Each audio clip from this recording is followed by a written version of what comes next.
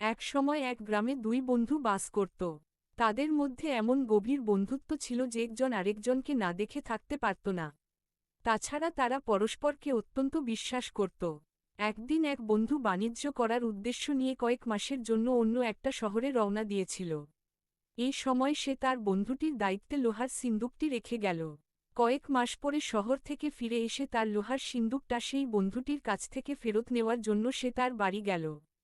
কিন্তু বন্ধুটি তাকে বলল যে তার সিন্দুকটা উইপোকায় খেয়ে ফেলেছে। বন্ধুটি তখন অন্য বন্ধুটিকে কিছু না বলে নিজের বাড়িতে ফিরে এল। সে তাকে একটা উচিত শিক্ষা দেবে বলে ঠিক করল এবং উপযুক্ত সুযোগের জন্য অপেক্ষা করতে লাগল। একদিন তার বন্ধুর ছেলেকে এক জায়গায় একা একা খেলা করতে দেখে তাকে অপহরণ করল। অন্য বন্ধুটি পরিষ্কার বুঝতে পারল তার বন্ধুই তার ছেলেকে অপহরণ করেছে।